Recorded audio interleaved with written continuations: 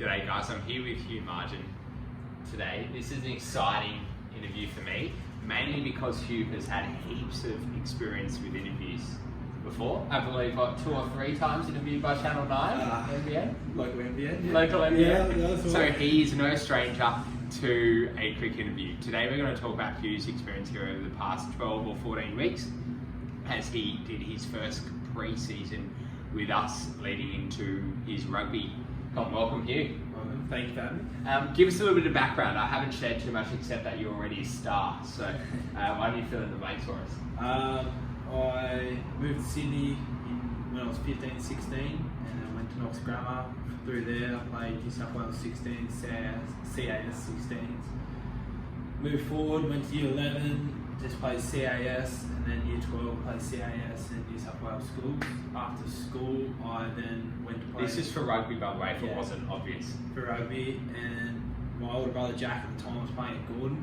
That's how I met you. I came to AA when I was at Pimble above the petrol station and got the old, if you want an ice bath, go down the servo, grab a $5 bag of ice and chuck it in the bin and sit in there, and that's your recovery. And that's exactly what we did. Yeah, so I used to do that with my brother, and then year 12 I made, I already said it, New South Wales schools, first year out, played for Gordon, and then, it was a bit of a rough year in 2017, we didn't go too well, and I was lucky enough to be picked up into the junior Waratahs, like the Gen Blue squad, and then through that I got an invitation to Junior Wallabies camp, and kind of went from there. Snowballed from there, and you wore the Australian jersey before you were 20. Yeah, pretty much. So, played up in Queensland, and then got flown over to France for a injury cover, and then came back and we lost the grand final for Gordon.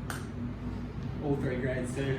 Which is tough. Yeah, it's tough, but it's still good fun. So yeah. And now you've just had your first season in grade. Obviously that's a bit of a shock for most Colts to go into a grade setup. Obviously a whole lot more experience in terms of the players and the athletes and the body size and the body masses.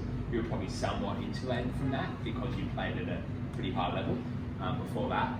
But tell me a little bit about the kind of experiences you've had here compared to a normal traditional team rugby S&C setup. It's pretty simple. That the fact of going through obviously school, you get put in the gym, and then out of school, all the programs, it's one program for 40 people, whereas here it's one program for one person. So someone is, for example, a track athlete, they've got a little more speed, whereas rugby will have power, and then we'll mix it up. So there's certain moves that we're not comfortable with, so then we don't not do it, but we do a different version of trap bar deadlifts compared to normal barbell deadlifts and stuff like that. So that was a big one, and then obviously each individual athlete has a focus, and one was upper body, so we worked on the bench and getting it up to a number. And then, What would you say was the main motivation for moving from a team S&C setup, which is free, to an individualized setup like ours, which is far from free? Probably the competitive advantage. You're paying for it, so you actually have to come and do it, and it's get pushed hard. It's a good environment to be, because your coaches kind of know if you're not working. If you're not lifting weight, they know that you can lift. They kind of they'll look at you locking seats when I was doing trap bar deadlifts. Then look at me and I'm like, okay, I'll slap another 20 kilos on it. So it's harder to hide or kind of blend in with the crowd?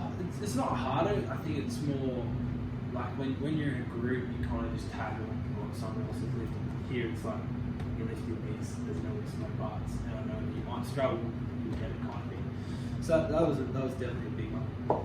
Out of interest, how did it compare to your experience with S&C in a professional setup like the Tars or the Wallabies? In terms of a comparison, in terms of the expertise we were trying to provide, because that's a question we often get asked, is what are we most comparable to? So what are your thoughts on that? Yeah, that one's tricky. I think it's like my program is specifically to me, whereas as I said, Tars is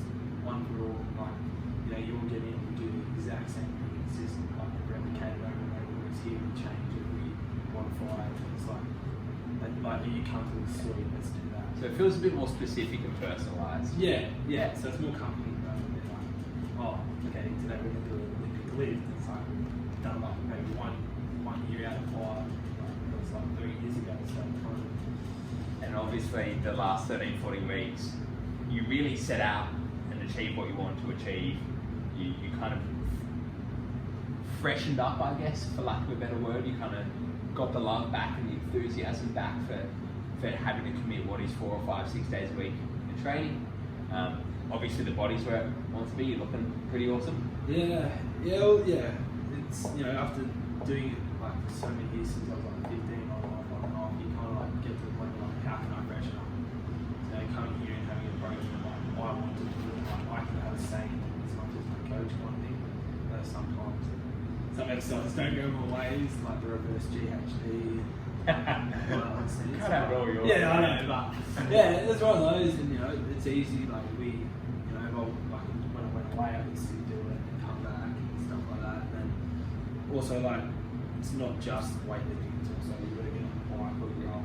That was a big difference going into the first drop of the season. So how do you feel now? Feel good. Feel good. It's just had a 3-week holiday, so everyone always feels good this time of year. But it's just get to that point now, like enough training, more playing kind of thing, as everyone is. But yeah. So if you were sitting down with a mate, he's another rugby player, you're having a beer, what circumstances would you bring us up and say, you need to go see the boys at AA? I've got a pretty good example. Had a friend who I think it was on his second shoulder reconstruction, and he asked me like what gym, whatnot. I was like, hey, like just go and have a try. And people, he was our brother in, and that's the best example you can give, because obviously like you guys focus on your rehab, you've got physio here, and it's all tight. It's all tight knit. Like you don't have to go to a physio and then drive to a gym. You walk upstairs, still walk downstairs, and do the exercise. Love it.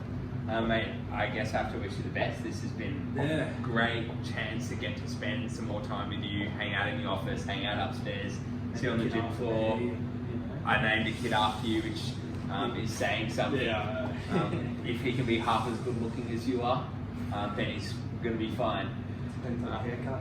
Indeed, equally the haircut, mate. Obviously, wish you the best this season. Second year in grade, you've got big aspirations. You're still a young lad, and the professional contract is just a bit of hard work away. Yeah, that's it.